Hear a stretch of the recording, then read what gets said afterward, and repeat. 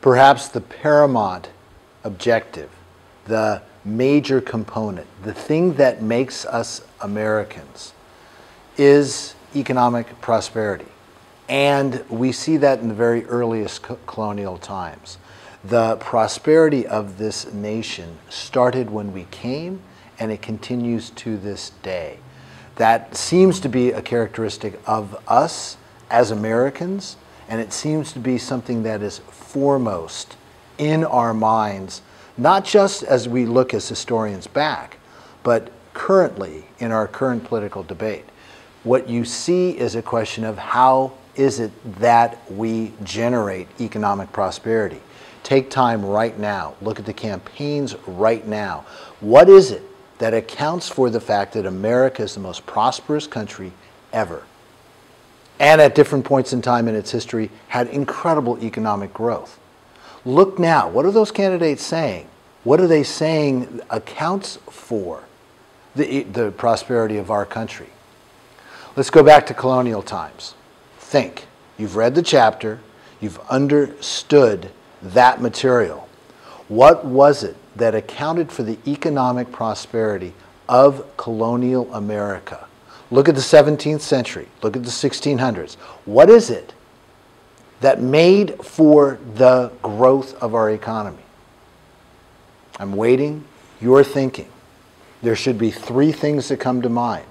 What are those three things that accounted for the fact that we went from there to there economically? Well, the first one that should come to mind is the hallmark feature of us as a country, America the Beautiful, and that's land. That land provided opportunity. Anybody could come to the frontier of America and make his or her way economically and prosper and become rich, to go from rags to riches, as the American mythology tells us. That land was there. Well, what barriers, what impediments were there to the land in America? Almost none. And we'll study the fact that the Native American ethnic groups that were there in the country had been largely decimated by smallpox before European settlers came to the continent. That decimation of the population, be it in South Carolina, Virginia, Massachusetts, wherever, allowed for European settlers to come over and have that opportunity to make something out of the land. That land also was there because there was no political order. There was no control, according to white Western European standards, of who could do what with the land. Verdant opportunity for anybody to go from rags to riches. But it wasn't land. You might argue well that it was the territorial freedom of people in America, but it probably wasn't the land that made us prosper. What was the other factor that allowed for incredible growth of the colonial American economy? Labor. It's the people who came over. It's their hard work that made all the difference. And we'll be going into detail regarding them in a second. And then the final aspect might be that which is the determining factor of us as Americans.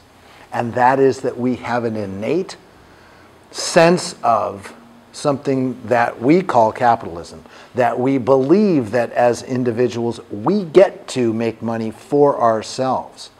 And in order to alliterate better this presentation, I've thus posed the question, what accounts for economic growth in America? Land, labor, or lust? And that lust is that incredible greed, that incredible desire to make money that found its way into the American colonies through its settlers. All right, so far the question thus is posed, and the question is, well, we don't need that. We can take care of the fact that the time machine is not backed up. Colonial economics, land, labor, or lust, the development of the colonial economy. The first thing that we're going to look at is 17th century growth, labor. And that visual should bring to mind who it was that accounted for the economic growth of America in the 1600s. And the immediate concept should come to mind is indentured servitude. And the indentured servitude was the major way we peopled the continent and accounted for our economy. Now, indentured servitude by definition is what? An able-bodied, usually man, usually in England, coming to America. Why would that man come to America? Because there had been a process in England called enclosure. That enclosure separated and made private land that had been part of the feudal system before. Enclosure happened throughout the 1500s in England, and by the 1600s you had a population of individuals that used to be able to live off the land as a serf within this feudal estate that now had nowhere to go. No means, no skills, nothing, no land, nothing to operate. So what do? They flock to the English cities. What happens in those English cities? They had no opportunity. Thus, where do you go if you're a poor person who cannot make his way in England? You sell your body. You sell yourself. You agree to 5 to 7 years of servitude, of almost slavery, in return for passage to the New World, passage to the American colonies, and then when you are done with that 5 to 7 years, you get your freedom dues, your freedom, your opportunity to make it. So what happened in the 1600s, and we'll study a lot about the British turmoil that happened in that time period, but you have a whole lot of people coming over to be indentured servants. That's the why. What was it? You came and you worked, and the life that you had as an indentured servant was extraordinarily difficult. You worked hard, almost as a slave, for the master of the plantation. That plantation was usually located in Virginia. It might be Maryland. It might be in the Carolinas. It might be in Pennsylvania. And you worked without almost anything for that master, for that plantation owner. Now, how was it that people got to the New World? It was called the head right system.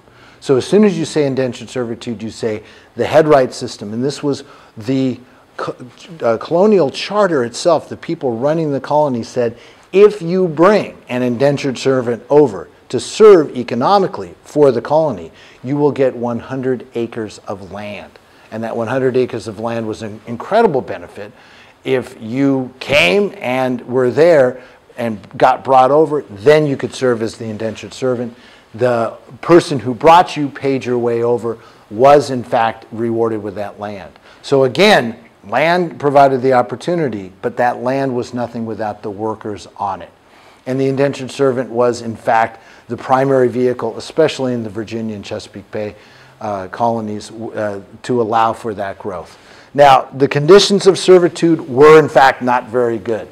The work was hard, as I said before. The cruelty of the master varied, but was often like slavery.